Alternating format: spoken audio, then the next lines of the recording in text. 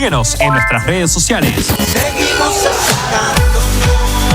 Estamos en Twitter, Facebook e Instagram como Radio U Central. Síguenos en Spotify, suscríbete a nuestro canal oficial de YouTube y míranos por nuestra señal de streaming en radio.ucentral.cl. Somos Radio U Central, desde el corazón de Santiago.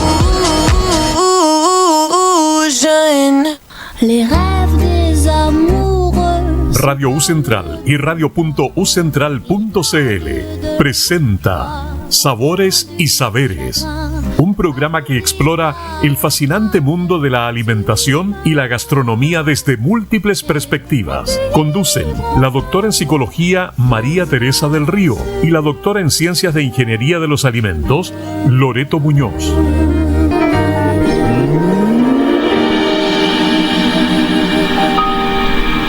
Hola, muy buenas tardes. Buenas tardes. Hoy día vamos a tomar té con pancito. Sí, hoy día vamos a hablar del pan. Vamos a hablar de su historia, de su salud, de su sabor y ese alimento tan cotidiano que a veces olvidamos que tiene magia.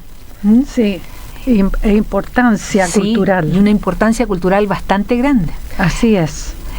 Así como dato curioso, por ejemplo, se encontró en Jordania un pan carbonizado de hace 14.000 años. 14.000 años. Antes incluso que se estableciera la agricultura. ¿Y cómo es posible?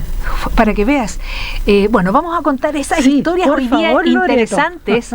Vamos a la gente que conoce el Vesubio, ¿no es cierto? Pompeya. También vamos a contar un poco de la historia del pan de esa ciudad.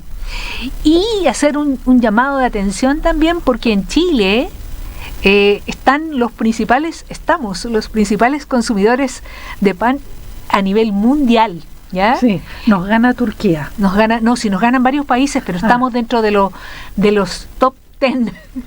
O sea, somos el segundo, creo yo. En algo que no es tan bueno tampoco, ¿ya? No. Porque vamos a ver que el pan tiene su lado bueno, pero también en exceso tiene su lado un poco malo. Así es. Así que bueno, nos vamos con el programa de hoy con un rico pan tostado.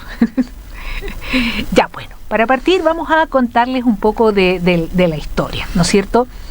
¿De dónde surge el pan o de dónde aparecen las primeras panes en el planeta? Es en los periodos neolíticos, cuando el hombre primitivo molía granos silvestres con piedras, los mezclaba con agua y cocía esta masa o esta mezcla, porque no se hacía harina, sino que era un trigo más bien grueso. Sí, era un pan grueso, sí. Se ponía sobre las piedras calientes y se formaba algo como un pan plano, como una galleta plana. Como una tortilla de rescoldo. Como una tortilla de rescoldo. Mira qué buen ejemplo, sí, exactamente como eso.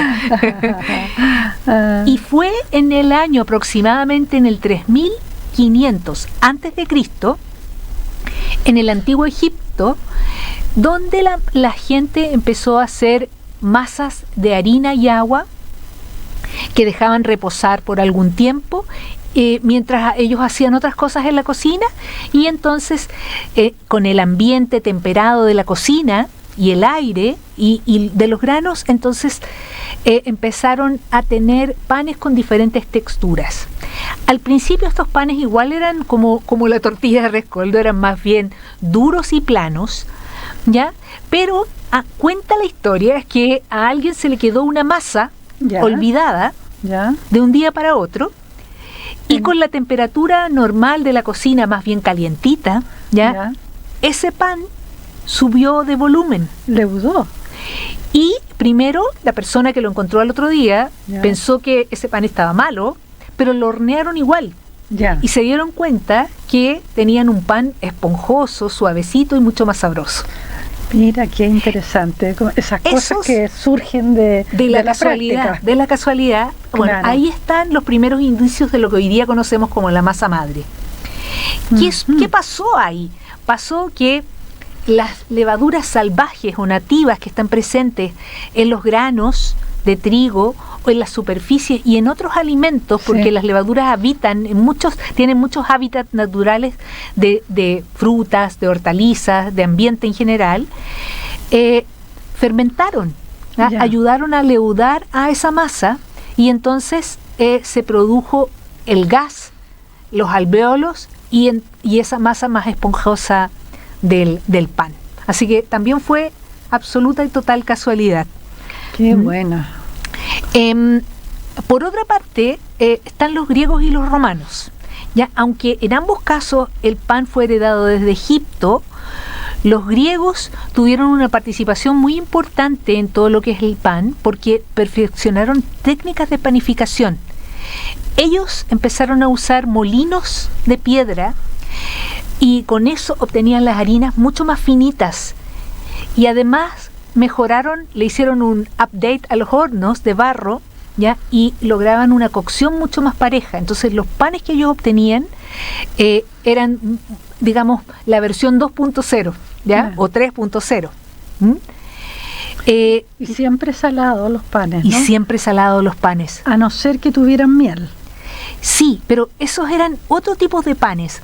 Ya. Distintos. Ya. Eran más como bocadillos, como pastelitos, como quequitos, pero el pan propiamente tal es salado. Es salado, ya. Y se acostumbra que vamos a acompañarlo con distintas cosas. Los griegos, de hecho hay libros, tienen más de 70 tipos de pan documentados. 70 tipos de pan. ¿Y dice documenta actualmente? Actualmente. Ya. Sí, yo los estuve mirando porque me parecieron muy interesantes, que son distintos. Está el pan artos, con A, artos, pero sin H, ya que es un pan blanco, es blando y es considerado prácticamente un lujo. Es un pan como redondito, blandito. Está el placus, que es un pan plano. Ya, este pan consistía en preparar masas delgaditas como capas, y entre cada las capas se ponía miel y se ponía queso. Entonces qué cosa tan rica. Este pan se le ponía el queso y la miel y se hacía como una cama de laurel y se cocinaba este pan sobre la capa de laurel. Sobre las hojas de laurel. Sí, entonces imagínate. Quedaba perfumado. Y con miel y queso, yo me lo imaginaba y yo ya tenía ganas de comer. Eso es muy sofisticado. Sí, sí. Se considera que este pan, el placous, es el antecesor de las pizzas que conocemos hoy día. De más. Y el otro, no me voy a detener tanto, el otro que me pareció también muy interesante era el pan masa, pero masa con Z de español, con masa, que es un pan mucho más rústico que se hace de cebada, y ese pan originalmente era consumido por las clases bajas en Grecia, y era un alimento básico que para la gente común, y la comían también los soldados. Y normalmente también se consumía con queso y miel. Por otra parte, en Roma ocurrió una explosión, porque aquí empezó la expansión de la técnica propiamente tal. De la técnica griega, que se la llevaron los romanos. Claro, pero ellos sistematizaron y expandieron el pan por todo el imperio. Ellos desarrollaron los molinos hidráulicos, entonces usaban las piedras, pero el movimiento perpetuo de la piedra producía mucha harina. Entonces hubo prácticamente una producción de harina a gran escala. Como industrial, digamos. Casi industrial. Y acá surgen las panaderías públicas, que se llamaban los fornices. Y ellos proveían el pan a las ciudades. Y eso significa que tenían hornos más sofisticados también. Hornos más sofisticados. Ellos promovieron o crearon los primeros que se llaman los hornos urbanos. ¿Ya? Y esta historia, bueno, aquí sale Pompeya. Yo cuando era chica era una cosa como una fijación con Pompeya. A mí me encantaba leer historias de Pompeya. Bueno, pero en el año 79 después de Cristo, la ciudad quedó sepultada. Y bueno, y estos últimos años han encontrado panaderías completas con todos los utensilios, los molinos, los moldes, todo. E incluso encontraron panes carbonizados por la lava del volcán, ya con las inscripciones de los panaderos. Eso era muy particular, que los panes hoy día les hacemos decorados de hojitas, de florcitas y cosas. Sí. Antes habían unos sellos que le ponían como el símbolo del panadero. O sea, por ejemplo, pan de Pepe. Claro, pan de María Teresa. Y ahí estaba. Me sentiría muy orgullosa yo con un pan a mi nombre. Un pan a tu nombre. Oye, pero era trigo, ¿no? Sí, era trigo. Sí, no, ¿mezclaban granos los romanos? En algunas ocasiones sí, pero recuerda que en la sociedad el pan blanco era signo de estatus. Bueno, como en Chile antiguamente.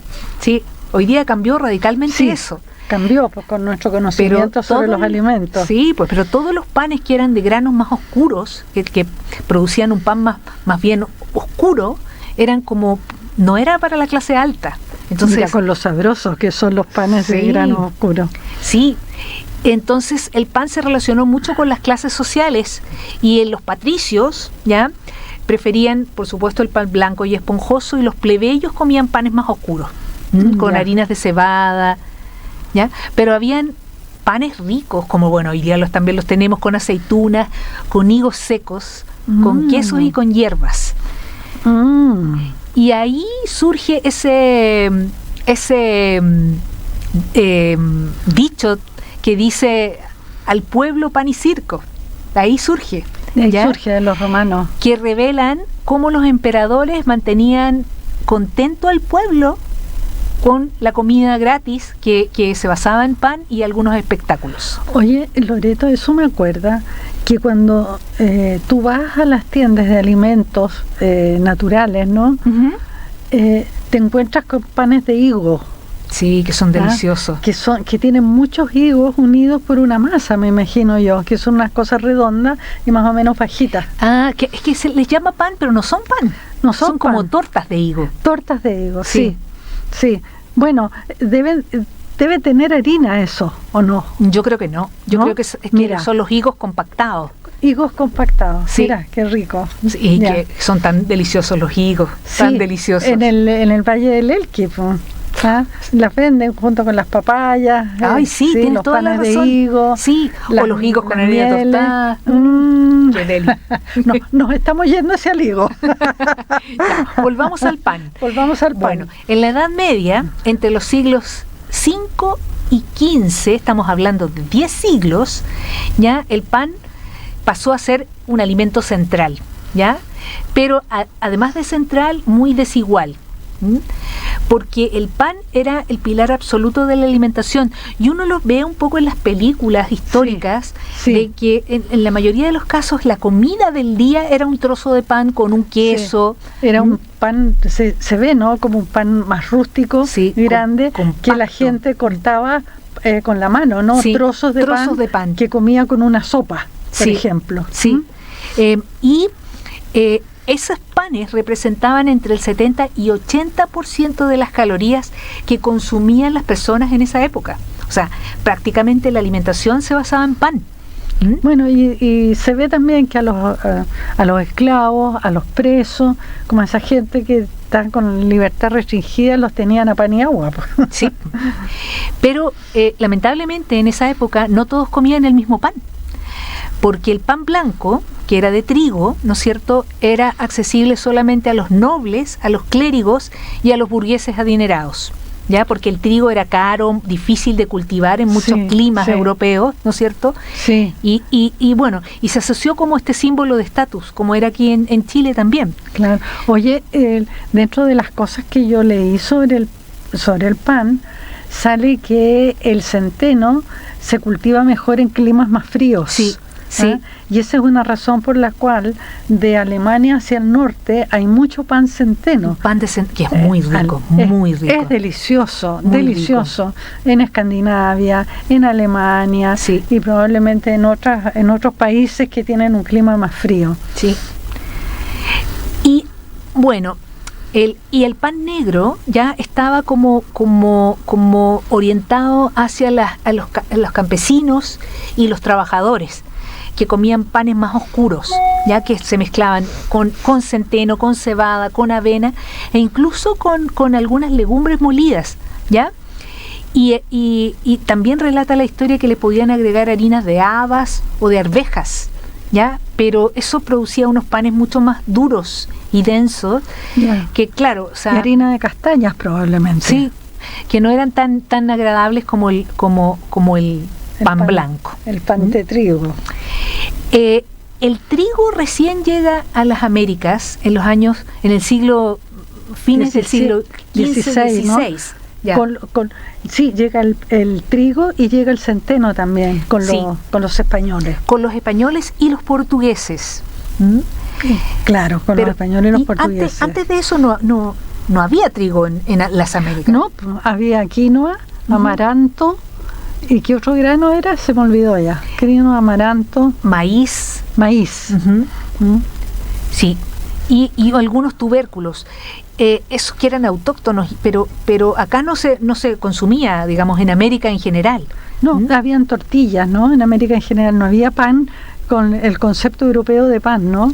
Sí, pero igual siguen habiendo culturas, por ejemplo, si nosotros pensamos en Colombia, sí, las arepas. Las arepas es lo principal. Sí, y no son de trigo. No, pues son de maíz. Son de maíz. Son unas cosas deliciosas de maíz. Sí, y en México, las tortillas tampoco son de trigo. Sí, sí. Oye, y son mejores en cierto sentido porque engordan menos que las preparaciones de trigo. Sí. Bueno, fue Hernán Cortés que llevó las primeras semillas a México, las semillas de trigo, en el año más o menos en el siglo XVI, en el 1500 y algo. ¿Ya? Y de hecho hay una leyenda que dice que un esclavo encontró unos granos mezclados accidentalmente con otros granos y los sembró y germinaron. Porque, bueno, se dio por esas cosas fortuitas también, que el clima ya tenía las condiciones propicias para que germinaran los granos de trigo. Imagínate lo que es así, sí, encontrarse con el trigo en una cultura, con lo delicioso que es ese grano. Pero además, o sea, porque si tú ves una espiga, hoy día entendemos qué es el trigo y cómo se cosecha, cómo se saca la semilla y cómo se procesa. Pero en esa época encontrar una espiga era como, bueno, en Perú y en Chile las primeras siembras se hicieron varios años después. ¿Ya? En el 1530, 1540. Y los granos fueron traídos por los conquistadores, pero ellos no los trajeron para sembrarlos acá, los trajeron para ellos tener pancitos blancos. De hecho en la colonia los hacendados españoles y los criollos, hijos de españoles, tenían su horno dentro de las casas. Sí. Y hacían pan para la casa, porque no se hacía pan afuera. Eso fue más tarde en la colonia. Sí, exactamente, sí. En la colonia, bueno, trajeron las semillas. Ellos fundaron Santiago, nuestra capital, e inmediatamente empezaron a traer granos. Y fue Pedro de Valdivia que mandó a plantar trigo porque lo consideraba esencial para la dieta europea. Claro, y ellos necesitaban tener pan y vino. Entonces, viñas, señores, por eso que somos un país vinero y panero. Las crónicas o la historia cuenta que el clima y el suelo fueron súper favorables y que ya a mediados del siglo XVI, por ahí, desde Chile se producía el trigo y se exportaba a Perú, imagínate, para abastecer el vicerreinato del Perú. Sí, yo tengo un poco de datos de eso. Cuenta. Sí, déjame contarte. Se decía, cada familia elaboraba su propio pan, denominado pan español o campesino, que por su cantidad de manteca era pesado y se endurecía rápidamente. Solo algunos conseguían el pan de mejor calidad que se cocía dentro de los grandes hornos de lo que entonces eran los conventos y noviciados, ¿ya? Donde ellos sí sabían el arte del amasijo. Y las primeras panaderías chilenas surgieron cuando realizaban el milagro de convertir la masa en miga. Y decidieron ampliar el negocio e independizarse. Y así nacieron las panaderías de Bartolomé Echembeta, de doña Isabel Donoso y la panadería de la Casa de Huérfanos. ¿ya? Imagínate. Las primeras se tiene registro gracias a don Benjamín Vicuña Maquena, que hizo esas crónicas, ¿no?, sobre la colonia, ¿ya? Y después dice que era tal la bonanza en 1800 que se empezó a exportar el trigo, lo que tú estabas diciendo. Sí, exactamente. Y trajo un auge liderado por panaderos experimentados entre los ingleses, alemanes y franceses, quienes también generaron una demanda por mejor pan. Y a mediados del siglo XIX ya aparecen las panaderías ligadas a las colonias, como la panadería alemana, la panadería española y la italiana, que tenían ya máquinas importadas de Europa e incluso sus propios molinos. Mira qué interesante. Bueno, y de ahí, de las panaderías rústicas del siglo XIX, ya, que permanecieron inalteradas, dice aquí, por casi 200 años, se incorporó maquinaria, ¿ya?, que transformó el pan en ese alimento esponjoso, liviano y crujiente que conocemos ahora. Ahí está, pues. Yo no sé si tú recuerdas cuando uno era más chiquitito, las panaderías que uno conocía, o las panaderías de barrio y las buenas panaderías, la mayoría eran de españoles. Así es. ¿Sí? De hecho, la panadería San Camilo, que todavía está, creo que en la estación central, es del siglo pasado. Ah, ¿ya? claro, pues sí. Es una de las panaderías que sobreviven al siglo pasado, y hay que decir que todo el mundo compra en la panadería San Camilo. Ya antes había una panadería que era La Selecta. Sí, creo que todavía está. ¿Todavía está? Sí. Bueno, y lo otro es que habían panaderías cada 2 cuadras, por lo menos. O sea, todo el mundo tenía una panadería cerca, donde íbamos a comprar pan 2 veces al día. Sí, pues. Porque había que comprar el pan calentito y fresco. Fresco, recién horneado. Recién ¿sí? horneado, que lo que es un lujo tremendo. Sí. Y yo recuerdo que en mi familia nos mandaban a los niños a comprar el pan, que estaba, por supuesto, a media cuadra de la casa. Sí, efectivamente, a mí también. Con la bolsa del pan. La bolsa del pan. La bolsa del pan, que era muy importante. Y era un pan delicioso. Uno se comía ya el pan, volviendo con el pan del negocio, te comías tu pancito calientito. Claro, y te lo comías con mermelada, con membrillo. No, ¿qué? Yo te digo, comiéndose el pan en el camino. Mi hermano hacía eso con las marraquetas, me acuerdo. Yo lo hacía, yo me acuerdo chiquitita, cuando me mandaban a comprar pan, me volvía comiendo un pancito caliente. Oye, y ya que estamos hablando del pan en Chile, yo me acuerdo que la marraqueta se servía para el almuerzo, con las comidas, y las halluyas para el té. Sí.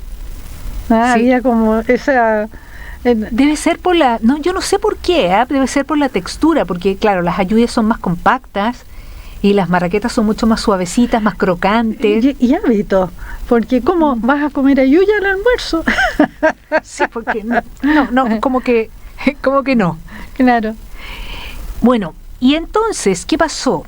En que en el siglo XIX, desde el año 1810 en adelante, ya empezó el auge del trigo y la industria panadera, en Chile vino el boom triguero. Y ahí, principalmente eso se desató porque hubo una demanda muy fuerte en California y en Australia. Fue por el tema de la fiebre del oro que toda la gente California se fue a trabajar a esa, digamos, a esa área. Sí, muchos chilenos partieron para allá. Y entonces, claro, no había quien cultivara. Así que Chile se convirtió en un país productor de... un granero. Sí, en un productor. Y hoy día es un productor importante, digamos. Somos un país chiquitito igual, pero tenemos una buena producción de trigo. Y muy buen pan. Y en esa época nace como esta identidad de la panadería local. Y ahí aparece lo que tú dices. Sí. La marraqueta con el pan batido, que se llama. Claro. ¿Sabes de dónde apareció la marraqueta primero? ¿Dónde? En Valparaíso. Dice que la trajeron los franceses. El pan de Marraquette, que se transformó en la marraqueta. Es que si tú lo miras con detención, la marraqueta se parece a la baguette. Claro que sí, es una versión de la baguette. Sí. Ahora, no logré captar por qué esa forma de 2 bollos pegados que tiene la marraqueta. Anda a saber si fue casualidad que se les pegaron 2 baguettes. Claro, en una de estas. Y se llama pan batido en la región de Valparaíso. Sí, sí, siempre me llamó la atención eso. Se llama marraqueta acá en Santiago. Y creo que tiene pan francés en otro lado. Tiene esos tres nombres. Que todavía se usan. Sí. La halluyá. La halluyá tiene más grasa, ¿no? Sí, tiene grasa, porque la marraqueta no tiene. Bueno, y lo que yo sabía de la marraqueta, ya, es que viene de Oriente Medio, la halluyá, y se llama halluyá, y dice halluyá, aleluya, algo tienen de parecida las palabras, y se consumía la halluyá en torno a la Pascua. A la Pascua, a la festividad religiosa de la Pascua, y llegó al Nuevo Mundo con los españoles. O sea, la halluyá pasó de Oriente Medio, seguramente por los moros, a España. Y la marraqueta no, la marraqueta es un invento europeo. Pero también dentro de la identidad está el pan amasado, pues. Oye, hay muchos, yo tengo una lista, Loreto. Tengo que buscar. Oye, pero es las 3:30, podríamos tener una canción. Pongamos una canción. Hoy día escogimos una canción que me encantó, no la había escuchado nunca, pero me encantó, que se llama Pan con Mantequilla. Así que escuchemos el pan con mantequilla. Efecto pasillo. Yeah, my Bahía. Mira, nene, ¿cómo te lo digo? Camina, cada paso tuyo a mí me contamina. Mueve las caderas como gelatina, lindura divina. Te comería con pan y mantequilla, candela, un par de chupitos de ron, miel y velas, una caja llena con 1000 primaveras que vienen, que vuelan. Solo quiero un poquito de tu vida entera, de tu vida entera. Y yo subo escalón a escalón, quiero tocar el cielo azul, el cielo azul.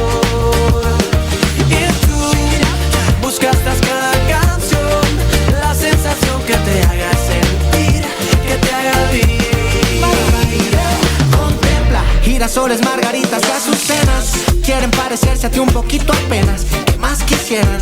Tan solo a ti te riego yo, mi sirena. Ya te quiero y que me quieras como nadie me querías, como pa' vestirme contento por la noche y por el día. Sigo enfermo de mirarte, fanático de tocarte, obsesionado con cada centímetro que me compartes. Subo escalón a escalón, quiero tocar el cielo azul, el cielo azul. Y tú buscas tras cada canción la sensación que te haga sentir, que te haga vivir.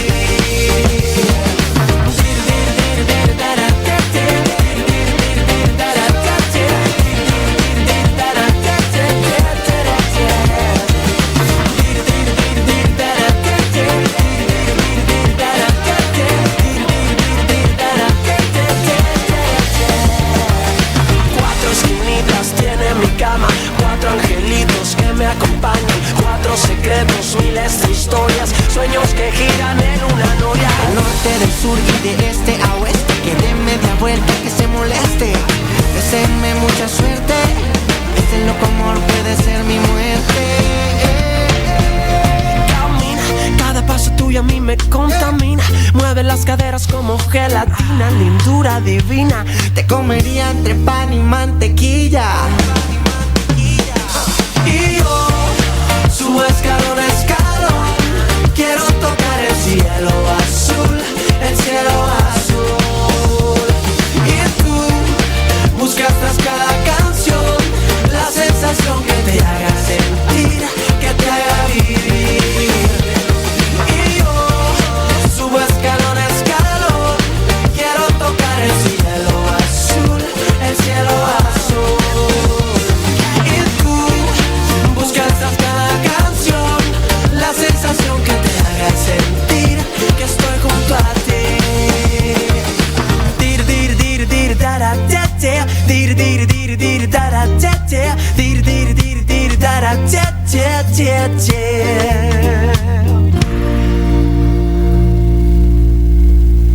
Les rêves des amoureux.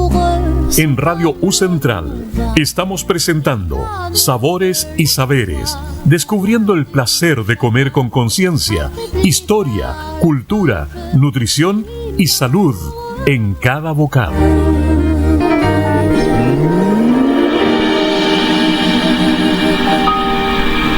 Y aquí seguimos comiendo pancito. Sí, yo creo que tenemos que examinar las variedades de pan en Chile. En Chile, sí. Las tradicionales y las que han llegado y son muy populares. Sí. ¿Ah? Dale, a ver, cuenta. Bueno, hablamos de la yuya y de la marraqueta, Ujú. ¿ya? Tenemos también el chocoso. El chocoso es un pan de trigo parecido a la marraqueta, pero cuya corteza es bastante más crujiente y dura. Suena rico eso. Suena muy rico. Y si hablamos de ayuya, nos tenemos que acordar de las dobladitas, que son una Sí. delicia, que uno se las podría comer así solas. Solas, que son Cuando tan... están, se me hace agua la boca, Sí. cuando están saliendo de la panadería, ya son lo mejor que hay. Después tenemos las flautas, que son una derivada también De las baguettes. de las baguettes, Sí. y hay flautas grandes y flautas chicas. ¿Ya? Y tenemos también el pan frica. Sí, pues. El pan frica es el que nosotros usamos para las hamburguesas, Ujú. y el pan de hot dog que se usa para los hot dogs. Y los panes de hot dog son bien ricos. Son ricos, sobre todo cuando son hechos por la panadería, ¿no? Sí, ¿Ah? sí. Así que muy bueno. esos son como típicos nuestros, ya sea para hacer sándwiches, que son una comida como las hamburguesas, o para el pancito de la once. Tenemos también un pan que yo lo recuerdo harto de niña, que se llama mendocino. Sí, pues todavía hay en Ajá. el supermercado. Claro, y posee unos bordes circulares un poco distintos, ¿no? Sí. Tenemos, bueno, ¿y qué más tenemos de el cachito? Que también es un pan nuestro que es parecido al croissant, pero se elabora con masa de ayuya, el cachito. ¿Ah? Y tenemos el pan candeal, que se hace con trigo candeal. Ujú. Dime una cosa, el trigo candeal, ¿cuál es la diferencia entre trigo y trigo candeal? Esa es una pregunta de prueba para mis alumnos, así que... ¡Wow! ¿Cuál es la Chicos, escuchen. No, hay trigos blandos y trigos duros. Ya. ¿Y en qué se diferencia o qué significa eso que sean blandos y duros? Significa que los blandos tienen menos contenido de proteínas y los duros tienen más proteínas. Entonces las masas que producen esos trigos son diferentes. Ya, ya. Sí. ¿Y el trigo candeal es más duro? Tiene más proteínas y es el trigo que se usa para hacer la pasta. Ay, con razón es tan rica la pasta. Sí, sí. Así que, claro, hoy día en los supermercados nosotros encontramos harinas distintas. Sí. Hasta hace pocos años atrás había una harina para Sí. todo. No Sí. había diferencia. Sí, O sea, tú y se comprabas- vendía en saco además. Claro. Se vendía unos Pero sacos hoy de día, harina. si ustedes se fijan ahora en el supermercado, encontramos harinas de fuerza. Sí, ¿m? Que nos sirven para producir panes mucho más consistentes, con más volumen, ¿m? y mejores, digamos con mayores atributos organolépticos, más ricos. ¿m? Así que, y harinas más finas y más gruesas que se usan de distinta manera. y les agregan polvo de hornear también. Sí, polvo de hornear o levadura. ¿ya? O levadura. Sí. Porque cuando tú haces un queque acá en Chile, tienes que usar harina con polvos de hornear. Sí, polvos de hornear. Sí, Claro. con polvos de hornear, Es claro. con polvos de hornear. Sí, porque bueno, puede la usar levadura- cualquiera, pero sí, la levadura le da mucho sabor, porque le da un sabor le da un rico. sabor. Sí. Le da un sabor. Bueno, yo no sé si aquí, entre los caseros, ¿qué tenemos? Tenemos la churrasca, Sí. que se hace en una sartén o O en el hornito directamente. o en el hornito o en rescoldo de un brasero. La churrasca es Salvadora. sí, es todo terreno la churrasca. Y dicen que nació en la región del Maule. ¿Ah? Y que en Talca hay un puesto que vende churrascas, sanguches, que es pero famoso allende los Andes. Ay, mira qué buen dato. Vamos a tener Sándwiches. que ir a probar esas churrascas. Esas churrascas, ¿ya? Y también, por supuesto, el pan amasado. Ujú. ¿Ah? No, eso delicioso. Es un pan muy bueno, el pan amasado. Y tenemos la sopaipilla, que también es considerada pan por los expertos. ¿ya? Claro. Y la sopaipilla es un pan que se fríe y que se mezcla con Zapallo. zapallo. Ujú. Ahora, cuando tú piensas en el pan, en la sopaipilla como un pan que se mezcla con zapallo, a uno le viene al tiro a la memoria el pan chilote, que Sí. se mezcla con papa cruda o cocida. Ujú. ¿ya? Y son el milcao y el chapalele, que también son panes. Claro, que son una derivación de los panes con harina de trigo. Claro, que son una derivación. Entonces, como ustedes ven, hay distintas clasificaciones, así un poco burdas, porque seguramente que hay clasificaciones más sofisticadas, pero que a nosotros, los usuarios y comedores de pan, nos hacen sentido. Nos hace mucho sentido. Oye, y encuentras que eso me ha encantado en algunas panaderías, pero es más que nada la forma, porque la masa es más o menos la misma, pero unas como ayuyas grandes. Sí. Entonces sirven para hacer unos sándwiches ricos, así como grandes, sí, y ricos. Sí. Sí, y también en la panadería cerca de mi casa venden unas ayullitas pequeñas y flaquitas. Y bien delgadas. Que son una delicia. Sí, a mí también me gustan, porque acuérdate de la semana pasada que uno de los desperdicios o de los volúmenes de desperdicios en alimentos importantes son las migas de pan. Entonces, hay que hacer pan sin miga o con menos miga para no botar. Y esas ayullitas delgaditas o las dobladitas, uno se las come enteras.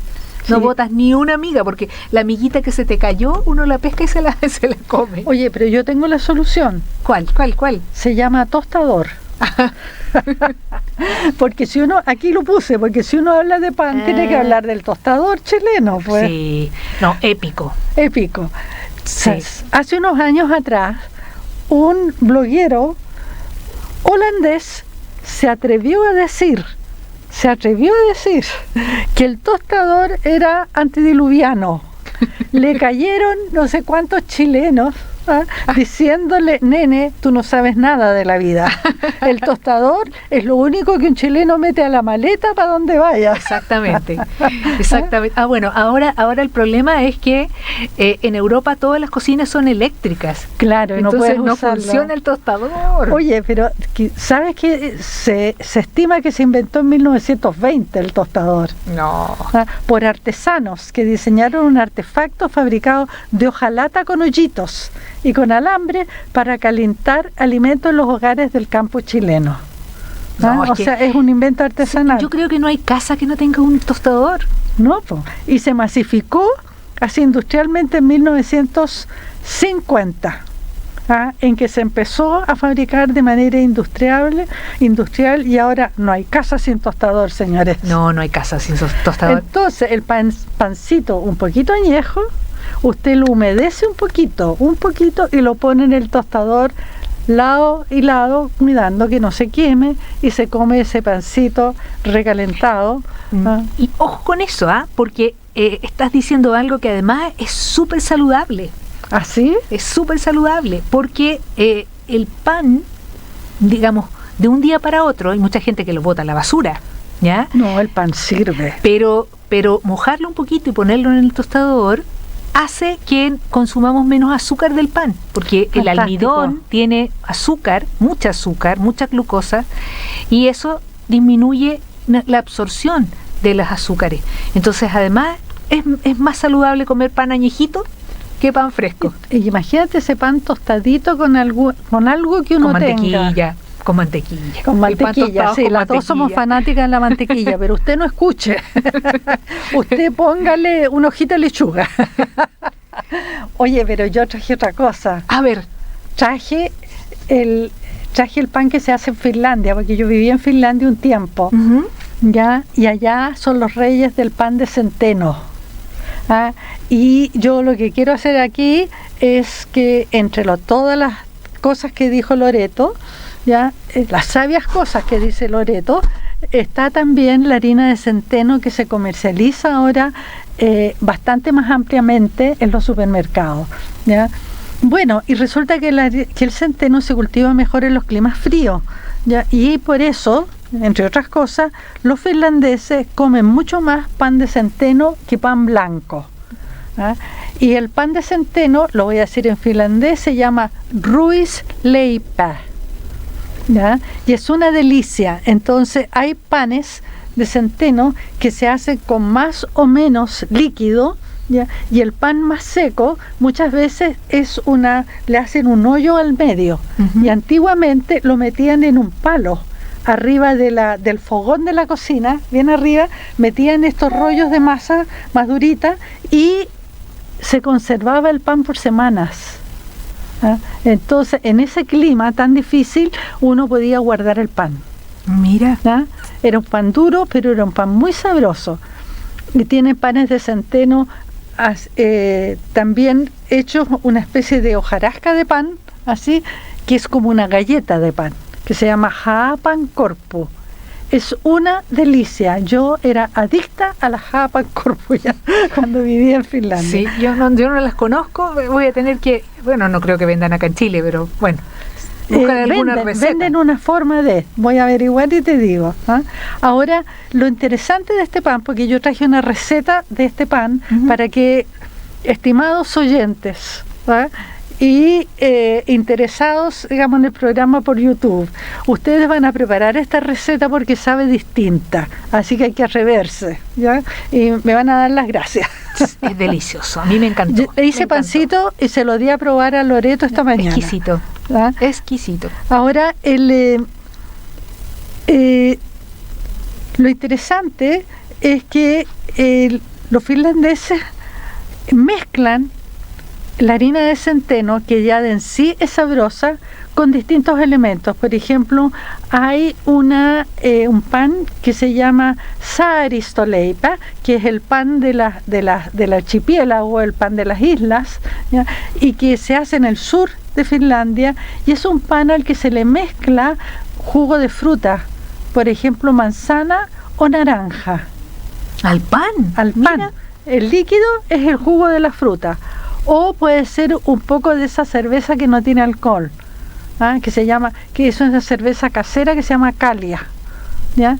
Y se le echa harina de centeno y harina de trigo en proporciones, y se le puede echar algún otro aroma, alguna semilla, y queda un pan delicioso, perfumado, fragante, y es una experiencia en sí. Es como para comerlo así, por ejemplo, con una entrada, comerse una tajadita de ese pan para acompañarla. No, delicioso. Rico, rico. Bueno, ojo, que no me parece tan raro el que le agreguen cerveza, porque la levadura que nosotros usamos para leudar el pan es exactamente la misma levadura que se usa para la cerveza. Y este es un pan campesino de gente de islas que no puede ir a comprar a la tienda. Claro. Pues. Entonces salió este pan hecho con Kalia y con harina de centeno. ¡Qué rico! ¡Qué rico! Qué rico. Y yo no sé si es hora de... pero antes de la receta, ¿ya? Yo quería comentar un poco de la diversidad cultural del pan, porque sí, hay países con panes característicos. Vámonos con el que ya hemos hablado varias veces, las baguettes, ¿no es cierto? Que es francés, casi con denominación de origen, sí, ¿no es cierto? Que es larga, que es crujiente. Bueno, todos conocemos la baguette.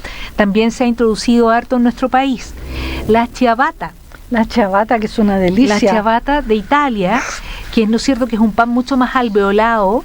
Se usa harto para hacer sándwich. Ahora hay muchos lugares donde hacen sándwich con pan ciabatta, que te dan a escoger el pan, además, sí, ¿no es cierto? Sí. El pan pita, que hoy día es súper común, que es del Medio Oriente, ¿no es cierto? Y que podemos hacerlo relleno, cortarlo en pedacitos para untar con pasta de hummus, de garbanzo, por ejemplo.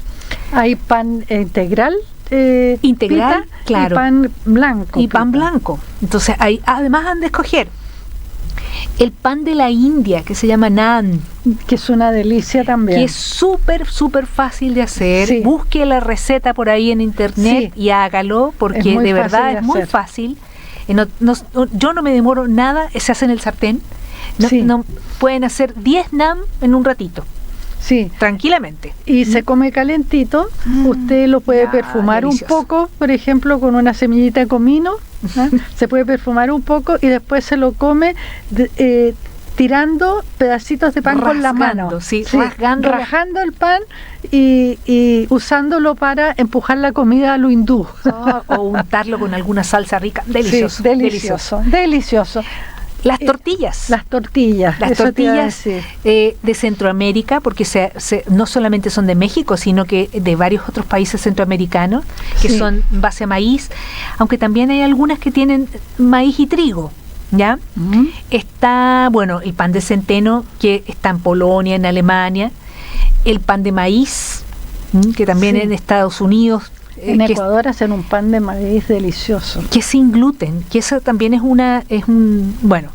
Y ya que hablamos del gluten, podemos explicar súper brevemente, ¿ya? El gluten es la proteína del trigo. Sin gluten el pan no sube, por lo tanto cualquier pan que no tenga gluten cuesta mucho que suba. Ese es el problema que tienen las personas que tienen celiaquía.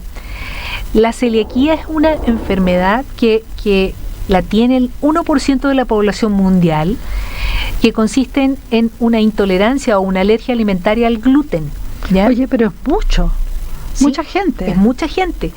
Y la industria, y sobre todo la industria panadera, ha tenido un desafío enorme para proveer de panes ricos a la gente que tiene celiaquía. Y eso ha sido un tema. Por muchos años los celíacos comían unos panes muy malos. Y unas galletas de arroz, me acuerdo. Muy malos.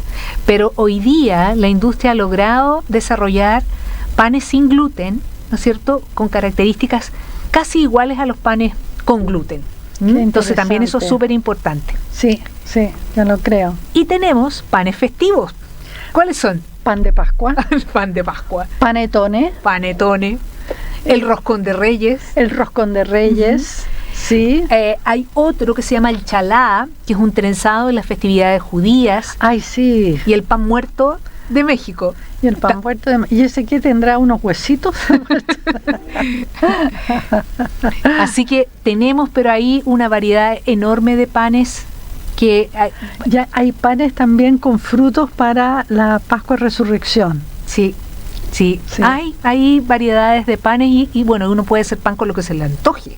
Yo he hecho pan con tomates deshidratados, con aceitunas, con ajo, con albahaca, con trocitos de cebolla tostada, cebolla caramelizada. Así que póngale ahí creatividad y haga su rico pan. Sí. Y entonces hagamos pan ahora, pues. Hagamos pan. Traje una receta que es un poco distinta, ¿ya? Y la idea es mostrar cómo se hace pan en otro país. ¿Ya? Este es un pan finlandés y es de centeno y trigo, y la proporción es 1/3 de centeno más o menos y 2/3 de trigo, y se hacen unos pancitos bastante ricos que pueden servir para el tecito con mantequilla o con algún otro relleno. Bueno, ¿y qué tiene de interesante este pan? Lo interesante es que mezcla yogurt, en general, o un yogur más líquido que es el kefir, pero puede ser yogur, que es fácil, y usted mezcla 3 decilitros de yogur. Esto está en decilitros. Los finlandeses miden la pastelería y la panadería en decilitros, y usted lo hace esto con una jarra medidora. Hay que decir que los decilitros son 100 ml. 100 ml, claro. Sí. Y se va a dar cuenta que no es nada mala idea, porque las recetas funcionan, porque son medidas de esta manera. Todas en volumen, sí. Claro. Entonces, usted mezcla 3 decilitros de yogur con 2 decilitros de agua, ¿ya? Y esto lo entibia más o menos a la temperatura de la mano. Y a eso, entonces le echa su levadura, que son 50 gramos de levadura fresca, y me parece que son como 30 de levadura seca. ¿Esa es la proporción? No sé la equivalencia. Creo que anda por ahí. Pero si se pasa un poquito no pasa nada. No, pues no pasa nada. La cosa es no echarle menos, digamos. Claro, eso sí, ahí sí pasa. Y lo mezcla, ¿ya? Lo saca de la fuente de calor y lo mezcla y le echa encima 2 cucharadas de aceite vegetal. Yo le echaría aceite de oliva porque es una delicia. 2 cucharaditas de sal, rasas, ¿ya? 2 cucharaditas de jarabe o de syrup. Mire qué interesante, que puede ser de ácabe, puede ser de dátiles, puede ser de arce, de lo que usted encuentre, y mezcla todo esto al líquido, bien mezclado con una batidora, lo bate bien, entonces ya tiene su levadura disuelta y tiene sus líquidos incorporados. A esto le echa primero 3 decilitros de harina de centeno y 1 decilitro de salvado de trigo. Le echa primero y lo mezcla bien a la masa, y después le va echando de a poquito el resto de la harina de trigo, que es lo único que le queda, y lo va echando la harina de trigo, la va incorporando. Ahora, el secreto para que sea un pan esponjoso es que usted sea liviano en mano, de manera que cuando va incorporando use las dos manos, digamos los dedos, o use una mano, si los hombres a veces tienen la mano grande, y va de a poco, entonces incorporándola hasta que obtenga una bola que se suelta de los bordes del bol que está usando, y lo pesca esa bola, ¿ya? Y lo deja en un lugar tibiecito, cerca de una estufa, podría ser ahora en invierno, bien tapado, por lo menos media hora. Sí, yo lo dejaría un poco más. ¿Una hora, crees tú? Sí, queda mucho mejor con un más leudado. Más leudado. Una hora entonces.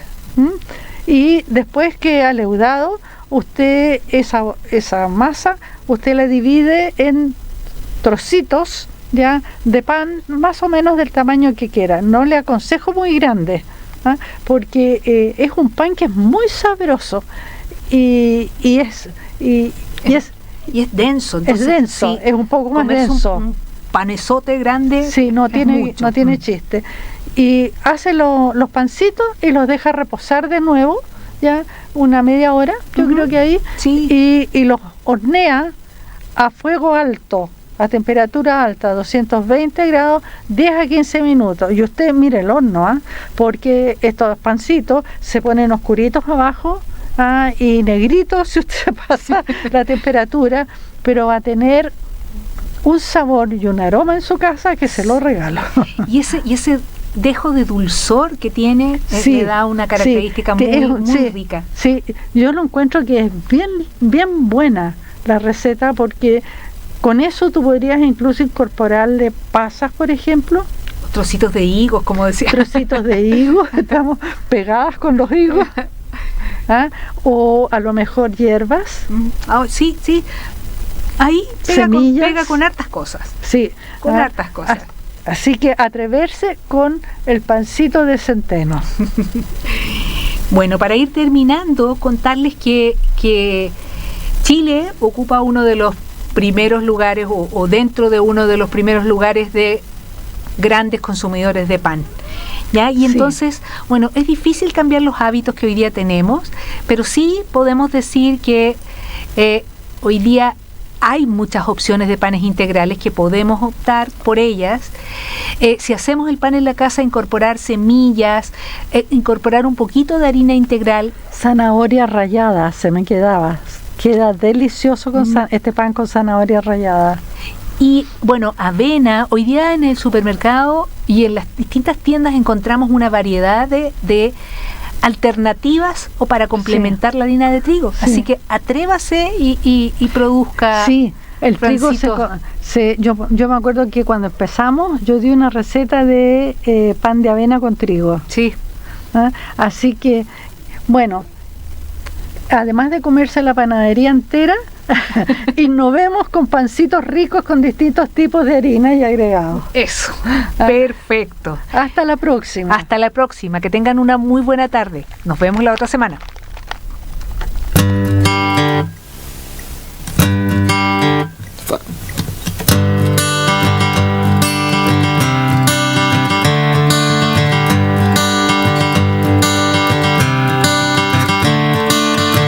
Another turning point, a fork stuck in the road. Time grabs you by the wrist, directs you where to go. So make the best of this test and don't ask why. It's not a question but a lesson learned in time. It's something unpredictable, but in the end is right. I hope you had the time of your life.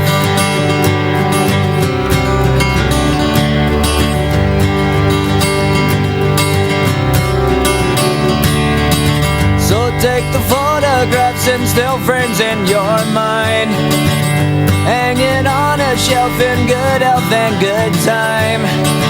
Tattoos and memories and dead skin on trial. For what it's worth, it was worth all the while. It's something unpredictable, but in the end is right. I hope you had the time of your life.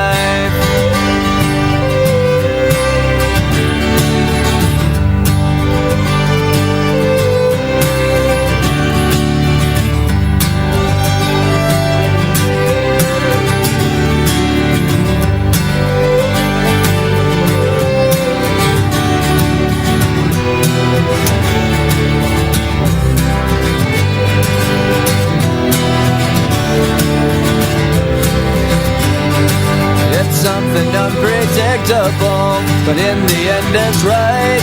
I hope you had the time of your life.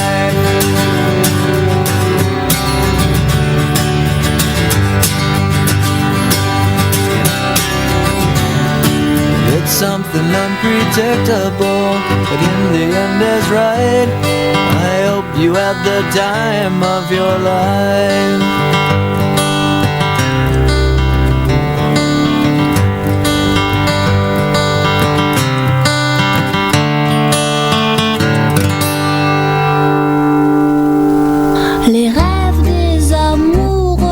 Radio U Central presentó Sabores y Saberes, un programa que explora el fascinante mundo de la alimentación y la gastronomía desde múltiples perspectivas, descubriendo el placer de comer con conciencia, historia, cultura, nutrición y salud en cada bocado.